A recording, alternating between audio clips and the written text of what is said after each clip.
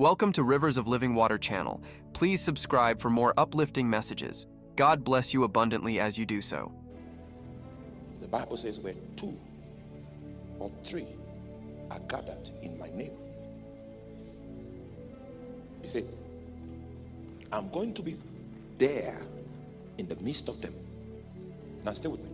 The same Shekinah glory that Ezekiel saw that was going to be in that city, that same Shekinah glory, Jesus is saying that if 2 of us are gathered. You know, in Austria, I asked, what is the difference between an assembly and a gathering? Because Jesus taught them the meaning of apostolic gathering.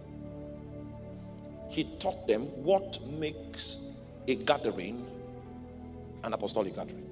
We were in Manchester the other time. What's the name of that stadium in Manchester? Huh?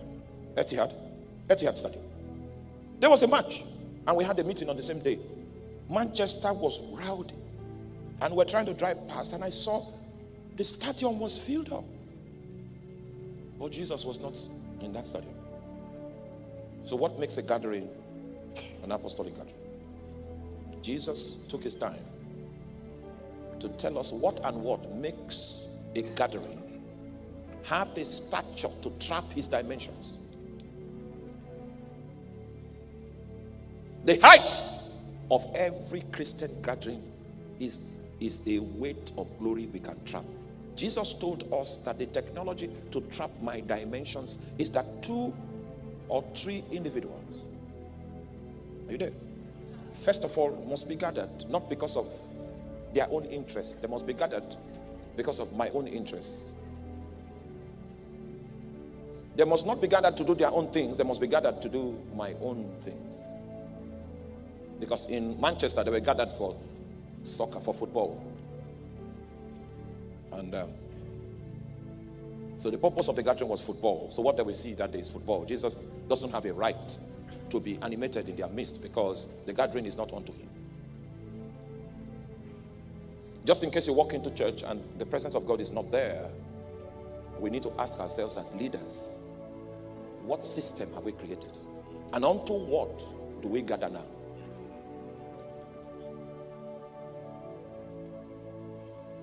We are not gathering because of human interest. We are gathering because of his name. We are gathering because of his purposes. We are gathering. Are you there?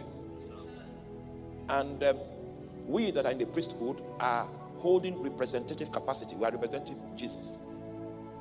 So we must labor to find out what is on his mind, what he wants to do, what he's interested in, what he wants to accomplish. And that gathering that day must be designed to accomplish what we are able to pick from his mind. He said, when we operate like this, there is an assurance that his presence will be evident.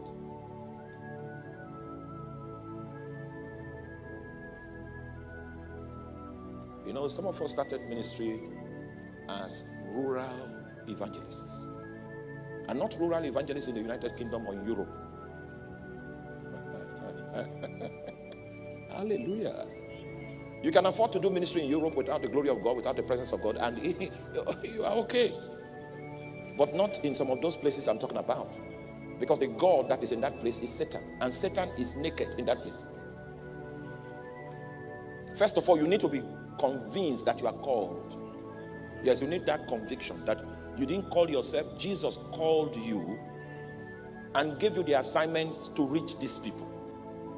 And because of the covenant of your calling, you have a guarantee that he will accompany you. Not just because you want him to accompany you, but because you went to labor in his presence, and Jesus now said, all right, I will go with you. So he knows he's called. Are you there? He knows Jesus is interested in reaching the place. He knows that. Jesus is sending him to the place. He knows that. But yet you need to go to Jesus and say, hey, Master, you know, we have an intention to take a crusade. Are you going to be in it? Say, yes, I'll be in it. You know that the only way we can convince them that you are greater is that you will come and heal people. Are you interested in that? Yes, I'm okay. We are leaving on Thursday.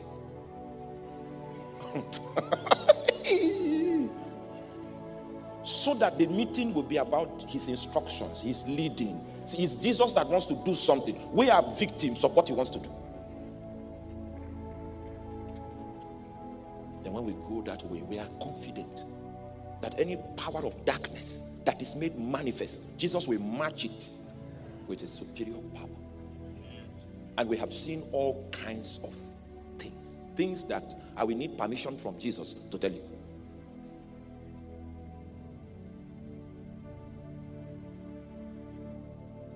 Somebody sent me a photograph.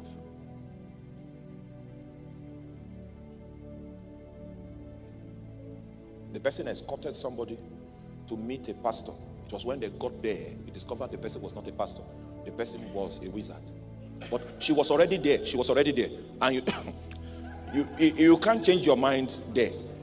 Because if you do anything that suggests that you want to escape, oh my God. So she was there. She was there. She couldn't escape. And the wizard was doing his incantations. And then she now noticed that my picture was on the wizard's altar. So she snapped it. And in the midst of it, she snapped and said,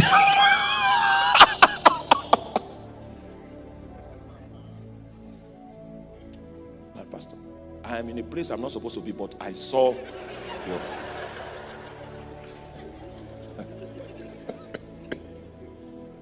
So she sent it.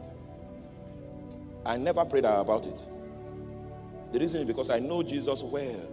And I know that the life I'm living is not the life I chose. He chose this life for me. Yes. He gave me the tasks that I'm fulfilling right now. So I'm not doing anything that I'm doing at my own expense. So just in case someone finds fault with me and I did not send myself. So the person will need to answer to Jesus. So it was not a prayer point. The glory of the apostolic house was in the fact that they knew that everything they were doing because Jesus asked them to do it. Oh my God. That was their plan. So where 2 or 3 are gathered. Sometimes it's very possible for you as a pastor to be the reason for which people gather. So you determine what happens because the gathering is unto you. You say, okay, so this is what we're going to do. And if anybody falls out of line in this plan, they are answerable to me. Just bring them to the office, There is no way the glory of God can come on that because you are the God in that temple. And many times we've seen that in the main auditorium, the main services, Jesus is not present. Then maybe there is a prayer group of 25 people. And most of the time it's women. I don't know why, but may the Lord bless women. Most of the time. You have few young men, not the old men, just few young men and many women. In that group of 25 people, as they intercede and cry to God, because that meeting is unto him, he will visit that meeting and he will omit visiting the main service because those main services were not designed for him. Jesus said, where 2 or 3 are gathered under the authority of my name, he gives us a guarantee that I'm going to be there in the midst of my people. Are you clear? So let me read my scripture for the night. I'll explain it a little and then we will call on Jesus. As he will come. We will call on him.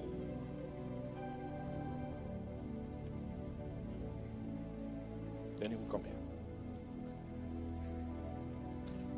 Sometimes he can be so excited and then he enlarges himself. When he enlarges himself, that means he's ready to minister to each and every person in the conference, and he reaches into their hearts. For some, he begins to rebuke them. The last time I sent you, you left and you did not. For some, he begins to encourage them. He Jesus. No preacher can do that. The duty of the preacher is to move the meeting to a point where you can no longer minister. Just like in the days of old, where he takes over the pulpit. He is the minister of the moment, reaching every man at the point of their need. And if that is missing, the world will not be attracted to our religion.